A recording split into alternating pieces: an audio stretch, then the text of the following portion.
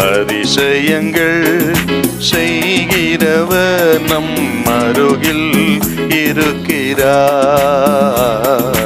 அற்புதங்கள் செய்கிறவர் என்றும் நமக்குள் வசிக்கிறார். யோவான் எழுதின சுவிசேஷம் 14ஆம் அதிகாரம் முதல் வசனத்தை நாம் வாசிக்க கேட்போம். உங்கள் இருதயம் கலங்காதிருப்பதாக தேவனிடத்தில் விசுவாசமாயிருங்கள், என்னிடத்திலும் விசுவாசமாயிருங்கள். உங்கள் இருதயம் கலங்காதிருப்பதாக. சீஷர்களின் இருதயம் கலக்கத்தோடு இருந்தது. ஆகவேதான் ஆண்டவர் இயேசு உங்கள் இருதயம் கலங்காதிருப்பதாக சொல்றாரு பாரு. சீஷர்களின் இருதயம் ஏன் கலங்கி இருந்தது?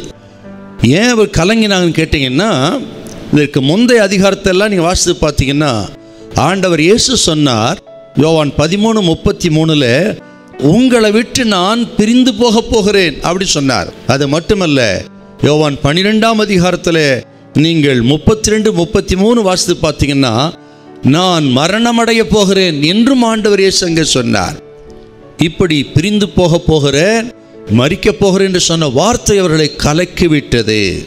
அடுத்தது நீங்கள் இதே 13:21 வாசித்து பார்த்தீங்கன்னா உங்களில் ஒருவன் என்னை காட்டி கொடுப்பான் என்று சொன்னார். அது நிமித்தம் அவர்கள் கலங்கினார்கள். மட்டுமல்ல, சீமோன் பேதுரு, பிரதான சீசனாக தெரிந்து கொள்ளப்பட்ட சீமோன் பேதுரு, அவன் என்னை ஆக மறுதலிப்பான் என்று சொன்னதும் இன்னும் அவர்களுக்கு கலக்கத்தை அதிகரித்து விட்டது. அது மட்டுமல்ல, மத்திய 26:31 வாசித்து பார்த்தீங்கன்னா நீங்கள் எல்லாரும் என்னை விட்டு ஓடி போவீர்கள் என்று ஆண்டவர் சொன்னார். அது அவர்களுக்கு இன்னும் பெரிய அதிர்ச்சியை கொண்டு வந்திருக்க வேண்டும். அது மட்டுமல்ல, லூக்கா 22ஆம் அதிகாரத்தில் 31-32 வசனத்தை வாசித்து பார்த்தீங்கன்னா சாத்தான் உங்களை புடைக்கப் போகிறான் என்று சாத்தான் மூலமாக ஒரு பெரிய சோதனை குறித்து கர்த்தர் பேசினார். இதெல்லாம் கேட்டு அவர்கள் இருதயம் கலங்கி இருந்தது. அப்படிப்பட்ட நேரத்திலே தான் ஆண்டவர் சொன்ன வார்த்தை, உங்கள் இருதயம் கலங்காதிருப்பதாக என்னிடத்திலே விசுவாசமாயிருங்கள். அருமையான கர்த்தருடைய பிள்ளைகளே, ஆக இப்படிப்பட்ட பலவிதமான நாம் எதிர்பாராத, எதிர்பார்ப்புக்கு மாறான காரியங்கள் நடக்கும் பொழுது நம்ம இருதயம் கலங்குவது இயல்புத்தான்.